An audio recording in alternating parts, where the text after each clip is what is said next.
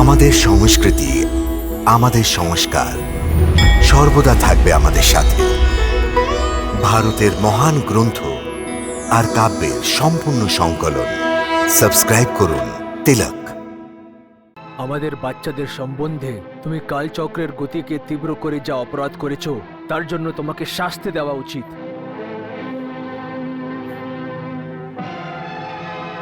জীবনকে বোঝার, ওকে অধ্যয়ন করার প্রথম সিঁড়ি হচ্ছে কাল, আর তুমি সেই সিঁড়ি ভেঙে দিয়েছো। বাচ্চারা সরল হয়, নিষ্পাপ হয়, কিন্তু তুমি নিজের রসায়ন বিদ্যার লোভে ওদের সারলতার বলি চাড়িয়ে দিয়েছো। তুমি বাচ্চাদের ওর মায়ের কোল থেকে কেড়ে নিয়েছো। তুমি আমাদের আশ্রমকে রসায়ন বিদ্যার অনুচিত ব্যবহারে দূষিত করে দিয়েছো। ওর শাস্তি তুমি অবশ্যই পাবে। হে অপ্সরা, আমি সদানন্দ ঋষি তোমাকে অভিশাপ দিচ্ছি যে তুমি দেবলোক থেকে বিচ্ছেদ হয়ে অসুরদের কুলে জন্ম নেবে, কারণ তোমার মনোবৃত্তি অসুরদেরই মতন। না না, এরকম করবেন না ঋষিবর, আমাকে ক্ষমা করে দিন। আপনার অভিশাপ আপনি ফেরত নিয়ে নিন। যেই মায়াবী এবং রসায়ন বিদ্যার জন্য তুমি গর্বিত, ওটা তুমি ভুলে যাবে। না না ঋষিবর,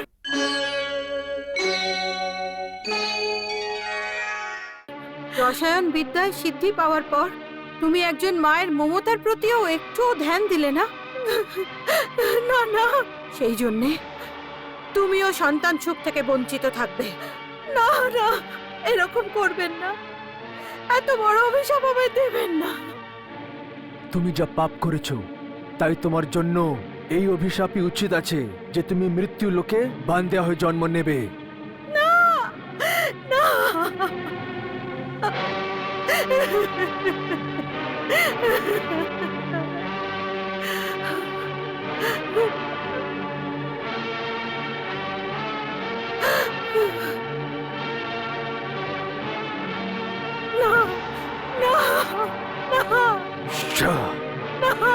না, ঋষিবর, আমাকে ক্ষমা করে দিন ঋষিবর, আমাকে ক্ষমা করে দিন। হে প্রভু, হে প্রভু, আমায় রক্ষা করুন। প্রভু, আমাকে ক্ষমা করে দিন। প্রভু, প্রভু, হে বিষ্ণু।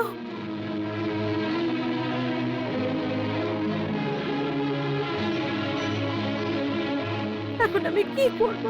এখন আমি কি করব? এখন আমি কি করব? হে প্রভু, হে লক্ষ্মীপতি, হে প্রভু, হে প্রভু, হে প্রভু, প্রভু, আমার উদ্ধার করুন প্রভু। আমি মূর্খ, অজ্ঞানী, আপনার দেওয়া বিদ্যার অপব্যবহার করেছি প্রভু।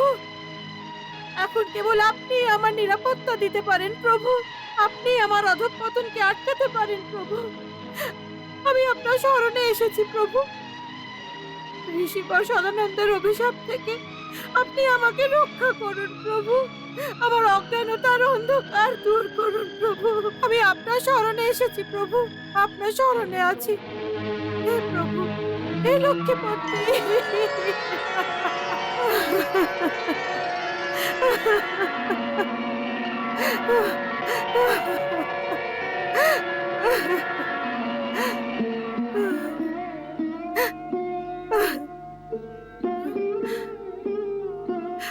ওঠো পদ্মিনী।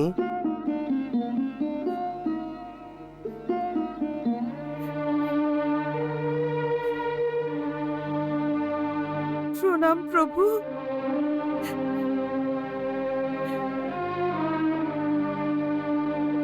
পদ্মিনী, আমি তোমাকে বলেছিলাম যে মায়াবী বিদ্যা এবং রাসায়ন বিদ্যার ব্যবহার শুধু ত্রিলোকের কল্যাণের জন্যই করবে, কিন্তু তুমি এই দুটো বিদ্যারই অপব্যবহার করেছো। আমার ভুল হয়ে গেছে প্রভু।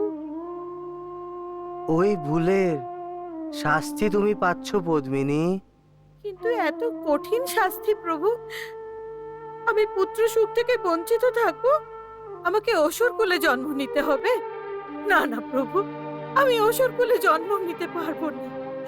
আপনি কোনো পথ দেখান প্রভু। পদ্মিনী, এটাই বিধির বিধান। কিন্তু হতাশ হওয়ার কোনো প্রয়োজন নেই। তোমার হাতে একটি গুরুত্বপূর্ণ কাজ সম্পন্ন হতে যাচ্ছে। সেটা কি প্রভু?